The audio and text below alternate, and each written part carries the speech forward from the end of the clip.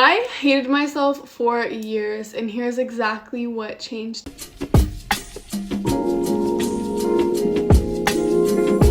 This is my personal journey, my personal story.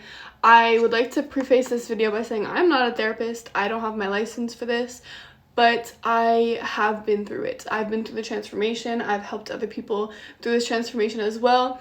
I post content daily on Instagram, on TikTok. Go follow my TikTok and my Instagram.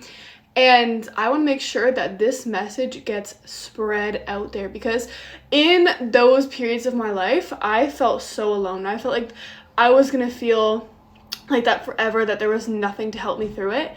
So this is exactly what I am doing, is helping people go through that really hard time that I went through, so I can actually guide you through it. And I do have notes that I'm going to be looking at as well, because it is a difficult topic to kind of wrap my head around. So this isn't going to be a video where I tell you to journal more. I am basically walking you guys through my experience, how I went from absolutely hating myself. And when I say hated myself, I couldn't even find one single thing that I remotely liked about myself. My entire existence was a burden to me. I hated waking up in the morning. I hated looking in the mirror. I just hated everything about myself. So that was the starting point. I genuinely despised everything about myself. So this is part one, what it actually looked like. So I grew up learning that love was earned. It wasn't conditional.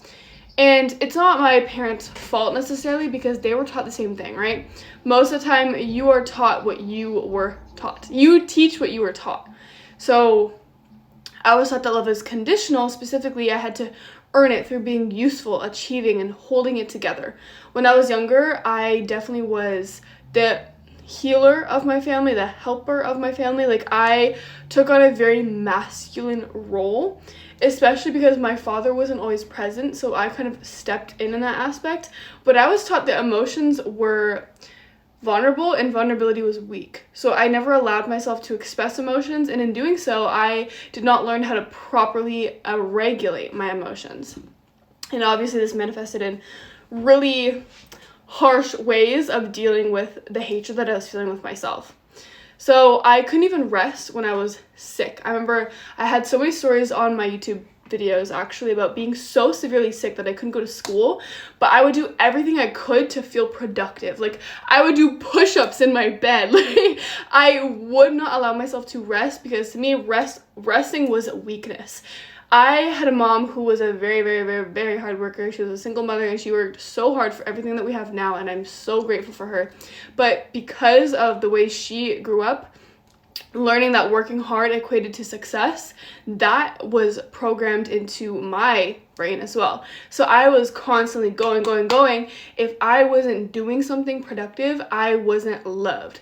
And because I wasn't loved, I wasn't even allowing myself to love myself. I needed to be doing something productive to even feel remotely worthy of living. It was extremely intense to be in my body.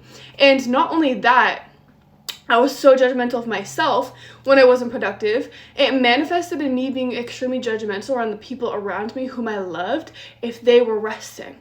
I remember it was even at university, like my first year of university, I had a boyfriend at the time.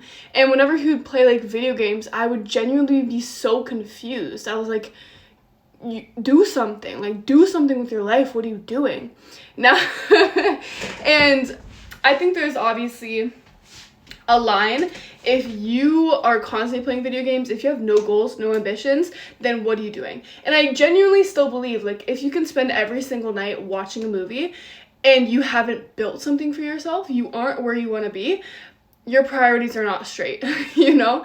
So there's obviously, I have like a line to cross there, but I wouldn't even allow myself to rest. So I was extremely judgmental of people who rested, which now I'm not that at all. I made myself smaller so people wouldn't leave. This was a big one. When I was younger, I had extremely big personality, and I do now. I like to speak my opinion. I am observant first, but I have very strong opinions. I'm open-minded, but like, I have very strong opinions. I have a very strong personality. I come off very boldly, very authentic. I don't really sugarcoat things. And I was called the B word a lot when I grew up, just because I was extremely honest. And I genuinely was confused why people would lie all the time. Like, for example, if I was in a group setting, I was so confused why somebody would come to me with kindness and then talk bad about me behind my back. I genuinely couldn't understand why people acted in that way. Because for me personally, if I didn't like you, I'm not going to necessarily go out of my way to like bully you or be rude to you, but I'm not going to fake liking you. It's like if a woman came up to me and was like, hey, do you like this outfit? And I really didn't like it. I don't like it.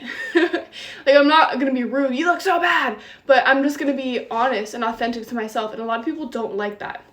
They don't like, or at least are not used to, authenticity. Next one. I hated being tall. So I actually want to go back to the previous one. I made myself smaller so people wouldn't leave, shrank my opinions, swallowed my needs, right? So I was talking about how I was so vocal and so bold. And eventually I was like bullied. I was very, very bullied. I was very, very isolated. And so I started to kind of back away from that bold, raw, authentic, magnetic version of myself. And I became so small.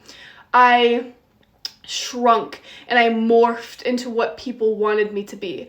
I felt like I had a different face for every single person I met because I was a mirror. I was reflecting who they were because I so badly wanted to be liked. I remember in school bringing like snacks to school, and like the whole premises of me doing this was because I wanted people to like me more.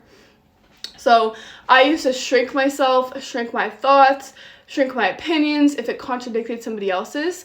And I kind of lost myself in the process. I remember one day waking up and I was kind of asking myself, who am I?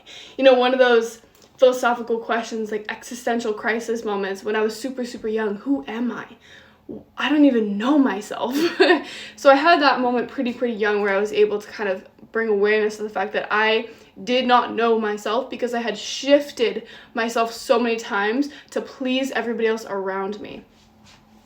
I hated being tall. So I am 5'11". I'm 20 years old and I'm 5'11". I'm extremely tall as a woman, and I used to hate this. One thing that has been really showing up in my world recently is acceptance. There are so many people, I think everybody in the world pretty much, have one thing that they would want to change. And I was just sitting with that thought for a second, and I was like, what if we all had a radical acceptance of who we were? No matter how tall you are, how short you are, it doesn't matter. It genuinely doesn't matter. Your skin color, like your hair texture, your hair color, your eyes, your nose. What if we just actually took radical self-acceptance and loved every part of ourselves, even if it doesn't look like somebody else? And it was such a beautiful moment because I've experienced those moments a few times of just full self-acceptance, and like you go into this state of pure love, pure unconditional love for your body, and it's a beautiful state to be in. So I forget the point here. But when I was younger, I did not like anything about myself, so it was extremely hard to live in my body. I woke up in a body that I hated every single day, and one of my biggest insecurities was my height. And at the time, I would get bullied a lot for it because, yeah, I'm in like high school, I'm towering over these men, and obviously the insecure men had something to say about it, and it was very, you could see that I'm tall. I stuck out, you know, like a sore thumb. I stuck out because of how tall I was. And like, I'm tall, I'm blonde, now I'm tall, blonde, tanned, I have a good body, I'm tatted up, I walk with confidence, like I am just there. People can feel me, and I know that. I've been told that. I'm very aware of that. Anyways, so I did hate being tall. I avoided heels, I slouched all the time, and that in itself ruined my confidence. It ruined my confidence everywhere because I didn't want to fully express myself. I was so scared. I was so scared of being perceived as like this tall ass girl, even though I am. I can't help my height. God made me this way. What am I going to do? Cut my limbs off? No, God made me this way for a reason. And when I finally fully embraced it, my confidence skyrocketed. Next one, after being hurt so badly, I shut down entirely. Like, I was emotionally numb. I didn't even know how to explain this to you. I used to write a lot as a kid. I would write songs. I would like literally create songs. I would write in journals. I would write in Google Docs, words. I would create poems of my life. And a lot of them had "I'm numb" without medication. And I remember using that as one of my video titles, "Numb Without Medication," because I truly was numb to life. I didn't feel happiness, nor did I feel sadness. And this obviously, like, I had been extremely depressed for a lot of my life. But I reached a point, it was a very weird point, where I couldn't feel sad anymore. I was just completely drained of any form of emotion. Emotional connection was gone. I didn't allow anybody, including my mom, whom I lived with, whom I love, my sister, anyone to hug me. I was like a hurt, lost puppy that was like craving this love that I never felt like I was receiving. I didn't feel seen. I didn't feel understood. And I just kind of went completely numb and in survival mode. And I became, like, how I viewed it then, a monster. I was manipulative. I was a liar. I stole. I acted out relentlessly. And I at that time, I didn't have empathy for my actions. I genuinely didn't. And it was so funny because probably about a year ago, I went to Mexico and I did psilocybin on a retreat. And I had this like download come to me, and it was narcissistic people. This is just what came to me. It might be proven wrong, but a lot of the downloads that I've received and have truly helped people with have been scientifically proven incorrect. And then a couple years later, it comes out that it's, that it's actually right. I've had a few of those. So, for example, like, you aren't born with depression. I used to have literal people telling me, "Alexis, you can be born with depression." Now it's debunked. You cannot actually just be born with depression. Or how it's, like, genetic. Those kind of things. Anyways, don't cancel me for saying that, but where was I going with this? I had like an amazing thought to go off of, but I literally forgot it. So let's just keep going on track. Oh yeah, how narcissistic people aren't born narcissistic. They develop that as a coping mechanism, and they shut down to keep themselves protected. I had grown up with a father who was narcissistic, and so I spent a lot of my life trying to understand narcissism. In class, I would write papers on narcissism because I was just so invested in, like, why did my dad do that? I was just very confused, and I've loved human behavior ever since I was a little kid because of what I've been through, right? So yeah, I kind of went completely numb, and I did a lot of hurtful things to a lot of people I loved, and I've forgiven myself for it, right? I've done a lot of inner work, a lot of shadow work. I have even reached out to some people who I have done wrong and apologized for it. That's how much it was, like, healing me to kind of feel that again. But what I realized is I was feeling so many intense emotions, like, that my body just shut off. It just shut down. It could not feel the emotion anymore, so it shut down. And when I started to heal, the emotions started to come back, and instead of doing things like using drugs or drinking or self-harm, I was able to safely work through them in my own body. And when I say safety, I'm creating a safe space in myself, even around me, where I felt like I could genuinely heal from the trauma that I have been through, especially with meditation and journaling. Anyways, next one, the inner critic was constantly at me. Imagine you're going through life and you have somebody on your shoulder telling you that you suck, that you can't do it, that you should hate yourself, that the world would be better without you. That's what a lot of people are living in, and that's exactly what I was living in. Every single second of every single day, it was something about how I was a terrible person. I was a monster. I shouldn't show emotions, but you're so emotional. Like, just these terrible things that were going through my head as a little kid, right? So yeah, part 2, what I tried and what didn't work. So affirmations in the mirror genuinely felt like lying. When I first started my healing journey, I was introduced to affirmations, to manifestation, to crystals. And something that I had done was like say in the mirror, I love myself. But I would say this while like pinpointing things about myself that I hated. And so I'm not going to say affirmations don't work, because I still use affirmations to this day. But affirmations, especially with a deep core wound, it's like placing a band-aid on top of a deep core wound. If you have a deep core wound that you are unworthy because of something that happened in your childhood, and you don't actually work through that on an energetic, somatic, nervous system healing level as well as subconscious level, just saying I am worthy is almost doing nothing, because your brain will literally combat that affirmation.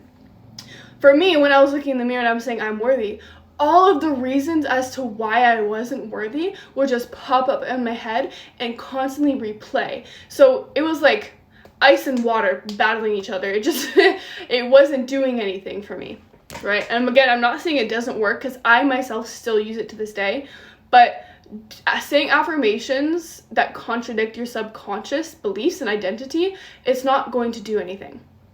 Second one, journaling that built awareness but changed nothing. Again, I journal to this day. If I could show you how many journals I have, it wouldn't be able to fit the damn screen, okay? I journal a lot, and I have journaled for a long time. Like I mentioned earlier in this video, I love to write. But journaling to bring awareness to an identity, a belief, a problem is great. Without the change, it does nothing. But I always say you need awareness to create change, right? But if you're journaling, this is why I'm this way, this is why I'm this way, this is my attachment style, this is why this is my attachment style, this is how it shows up, without doing anything to change it, then what's the point? Then what's the point of it? Again, it has a point to bring awareness, but our intention should be always to level up in life, to better ourselves. Next one, discipline and productivity as a way to outrun feelings. I was the most disciplined person I knew personally. I would get compliments all the time. I was praised for being extremely disciplined, to the point where I wouldn't even have cake on my birthday.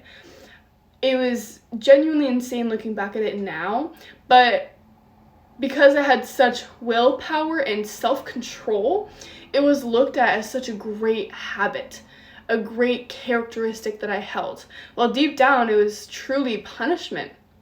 I remember if I had eaten that cake or something, the next morning I would wake up and I would burn that calorie up times 10, and the whole time I was like, you fat idiot, why'd you eat that cake? Why'd you do that? It was just horrible, horrible. Why it didn't work? Well, I was painting over a cracked foundation. If your walls are moldy and you just paint over the walls, there's still mold there. What you have to do is freaking take that wall out. It's like the wound.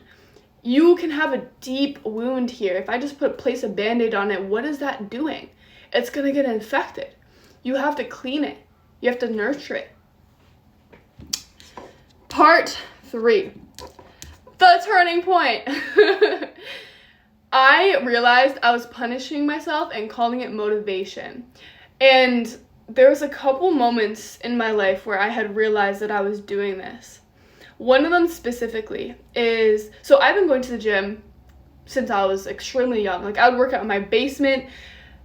It was my safe space, to be honest. I have never missed a gym more than a month in about 5 years, probably 5 years, ever, like in my life, ever. And the only time I would have missed it is going on vacation, or if I was extremely sick. I have been so consistent with the gym my whole life, and it was used as a way to kind of avoid my emotions. You know, a lot of people, like, I did all of the things to avoid my emotions. Eating, binge eating, going to the gym, like extreme. Oh, I can't even explain this to you. I would wake up and I would like do an insane amount of crunches before leaving my room. And if I didn't do it, I was a failure. Like I was insane with this stuff. I know I had this story in another video of mine on YouTube, so I'm just gonna kind of cut it short, when I really started to love myself, I started to accept the fact that I needed rest. And one thing that I integrated into my routine and in my life was allowing myself to rest on my period. Because before that, I had been going to the gym every single day, every day, no matter what, sometimes twice a day. And then I wasn't seeing results, and I realized that I had to take a rest day for my body. When I say had to, it was very disappointing. I did not want to take a rest day. I wanted to go every single day. So I incorporated a rest day on Sundays. Then eventually I realized that my body really needed a break. And when I started to learn about cycle syncing as a woman, I was like, okay, my body goes through a lot already on my menstrual cycle. And I learned about cortisol and all these things. So I was wanting to love myself more. And when I attached my identity with somebody who loved myself, naturally the action and behaviors that changed was allowing myself more rest. So I remember one time I was at university, first year of university or second year, and this was like a newly incorporated practice for me. I wasn't going to the gym on my period, and I put out my yoga mat and I was doing some stretching, and I was having some cramps, and I really wanted to go to the gym. Like, I was battling in my head, Alexis, come on, like, do you really have to not go on your period? What are you gonna do? Like, what are you gonna do? Sit here? Like a lazy, like, it was just like these thoughts coming up. And when I noticed these thoughts, I put my hand on my stomach as I was laying down on my back, and I just started rubbing my stomach, and I was saying, I love you. I'm literally gonna tear up right now. Like, I'm actually tearing. I love you so much that I'm gonna allow you to rest. And as I'm giving myself this love, I just start bawling my eyes out. And intuitively it felt like a release of this weight I had been carrying. This weight of like, I can't rest. If I rest, I am unworthy. And I'm feeding myself this unconditional love while resting. And so in that moment, I'm reprogramming, my subconscious mind to believe that I am worthy no matter what. I am worthy when I'm resting. And I'm also healing my nervous system, because my nervous system was extremely activated. It was telling me, get up, do something, be productive. And being in that state where I allowed myself to calm down while simultaneously giving myself so much love, it was such like a boom reset for me that emotions, I felt safe enough to bawl my eyes out.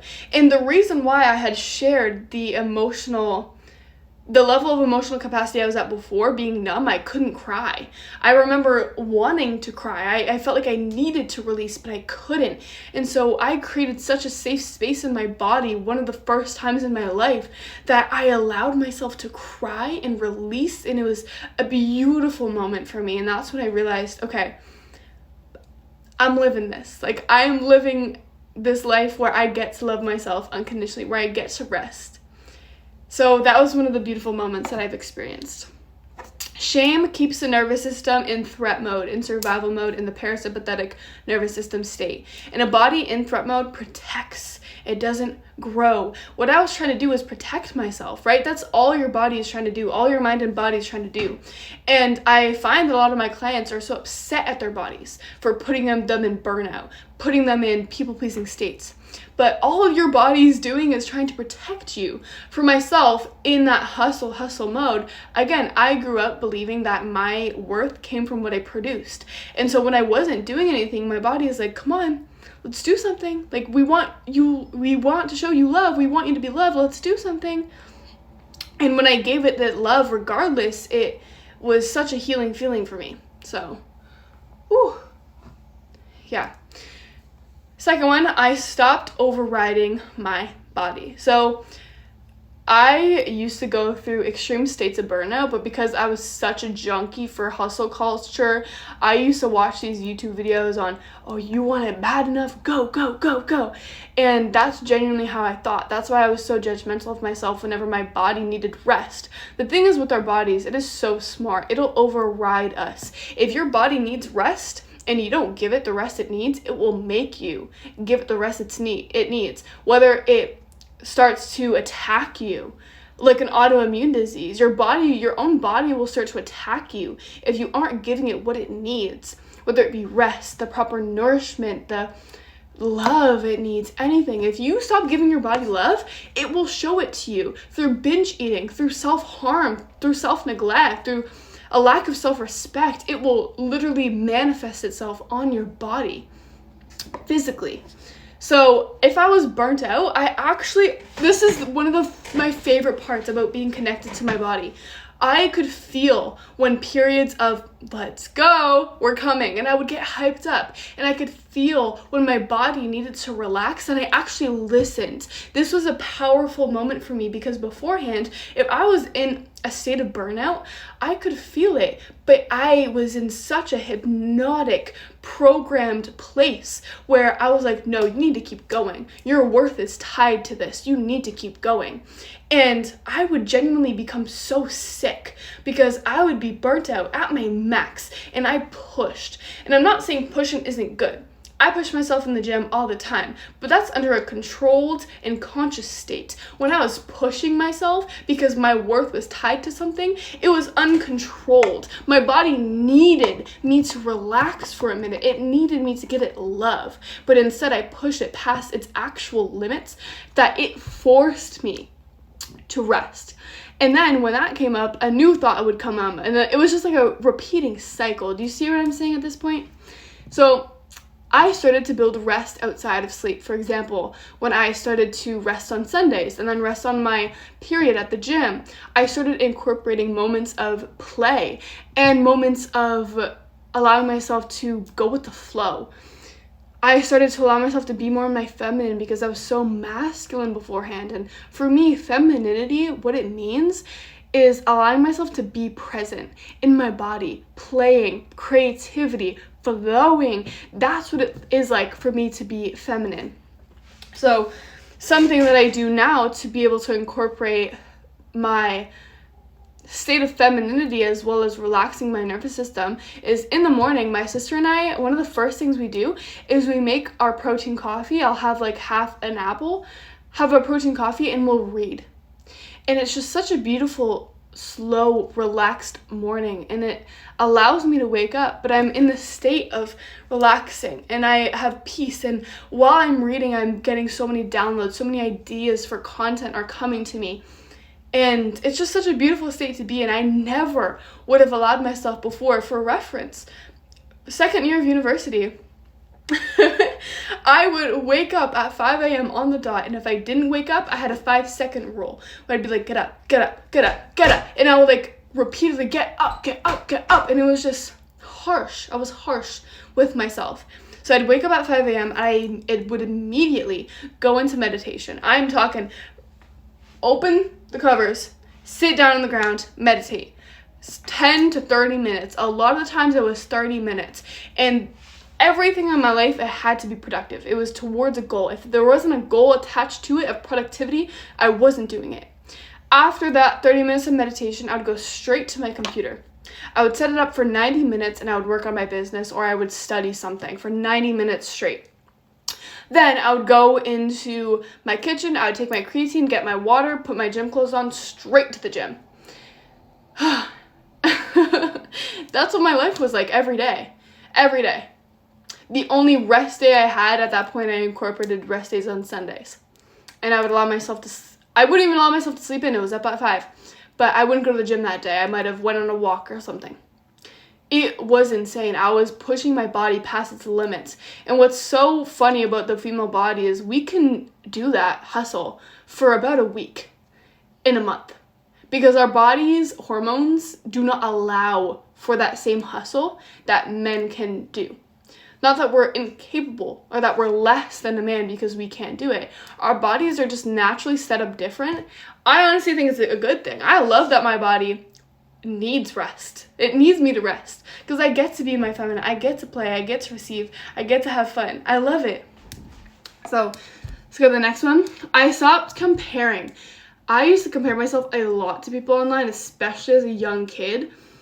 When I had body dysmorphia as a child, eating disorders, I would just compare myself constantly to like celebrities, and it was just really, really tough Of course, it'd be tough for anyone. One thing I always say about comparison, it's an artificial way to feel confidence and also the opposite. Because anytime you compare yourself with somebody, it's either a positive way, like, oh, a weird example that came to my head is I get better grades than that person. And so you're going to feel this artificial feeling of better, that you're betterment, that you're better than that person.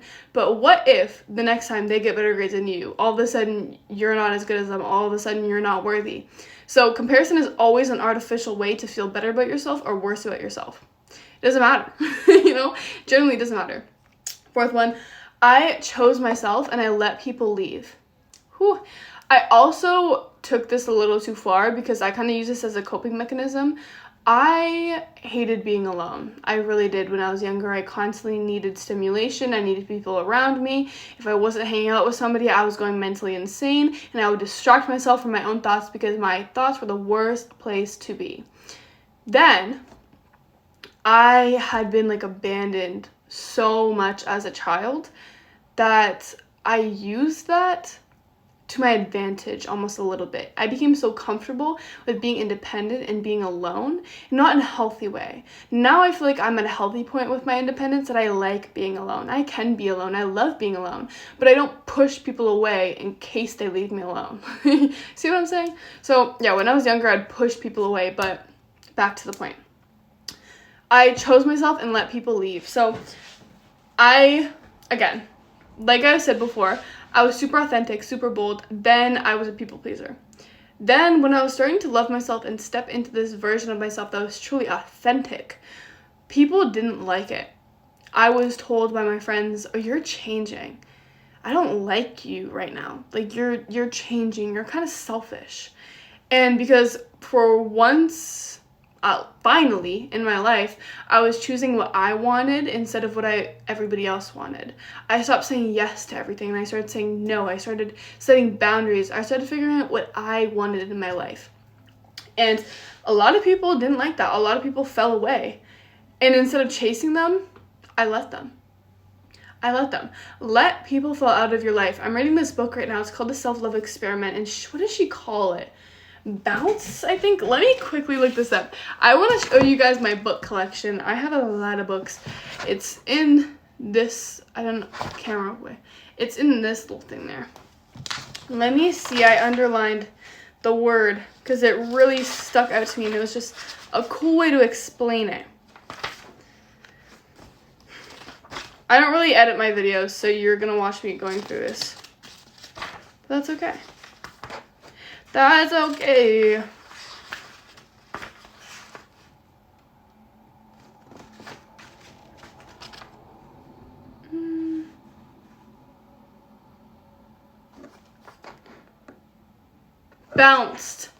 Bounce out.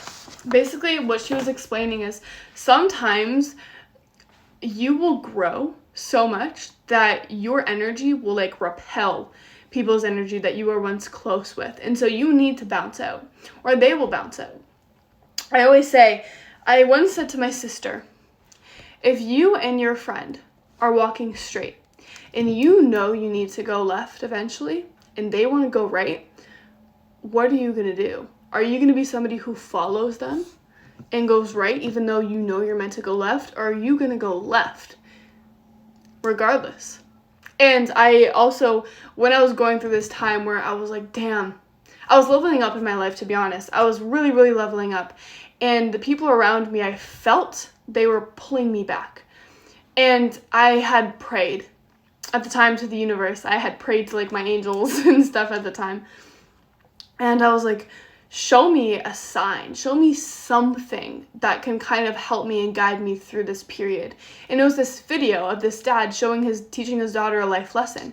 And she stood on the chair and he pulled her down. And he was like, you see how easy that was? And she was like, yeah. Then he got in the chair and tried to pull her up. And it was harder, or vice versa. She was doing it to him. And he was like, you see how hard that is? Basically, the premise of the lesson is it's harder to pull people up than it is to pull people down. And it kind of struck me in my head. I'm like, I had been the savior my whole life, the helper. I wanted to make people better, the healer. but I could be really killing my future if I focus on always helping other people, because it is easier to pull me down than it is to bring them up. And that's when I finally decided to let go and focus on myself. And the people who wanted to level up in life, the people who were seeing me level up and wanted to come with me, came with me. They came with me. They started to change their behavior, change their actions, and they leveled up themselves. But the people who didn't want to be helped fell away naturally, because I no longer was in an energetic frequency or resonance with those people.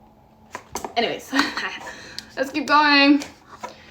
I let myself feel again.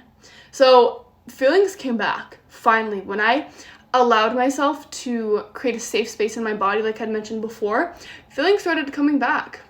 I started to feel love. I started to feel gratitude. I started to feel awe. But I also started to feel sadness and pain and guilt and regret. And instead of hating those emotions, I was so grateful for the experience of feeling all of them, because I had just experienced none of them. And I was grateful for the pain. I was grateful for the guilt and for the resentment and for the hurt, because I now had an ability to work through the emotions instead of hiding or running from them, essentially. So what it actually worked, what it actually helped. So your subconscious mind speaks in feelings. It does not speak in logic. We have the conscious and the subconscious mind. Your subconscious mind does not understand logic. It doesn't.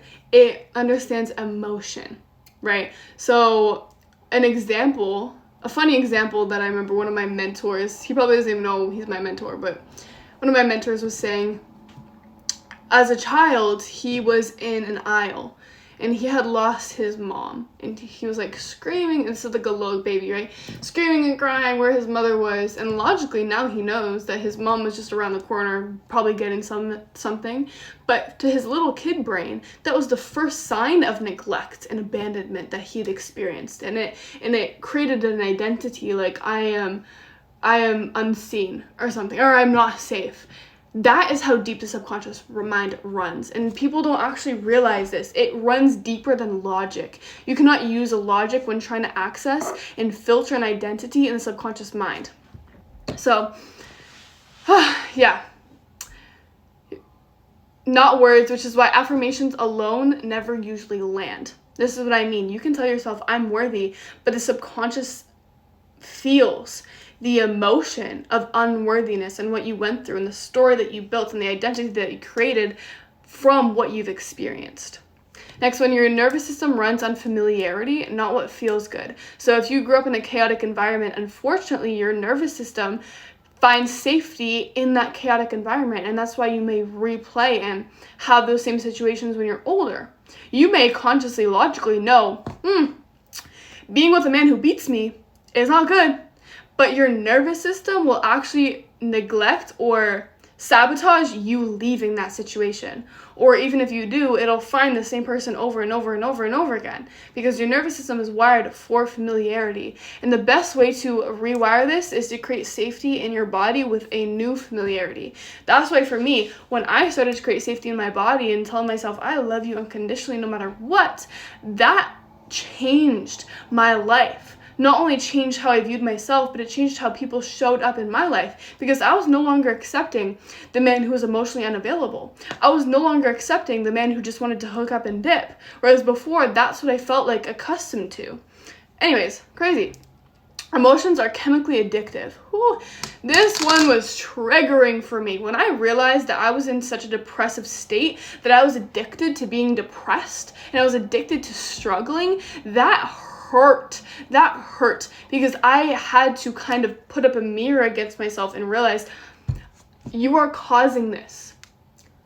After somebody who had loved to tell everybody else that they were causing my suffering, I had to look myself in the eyes and see how I was causing myself my own suffering. But that was one of the most painful and beautiful experiences ever, because when you take radical responsibility, you shift your life in a direction that you know you're causing it. And so you will settle for absolutely nothing than what you deserve.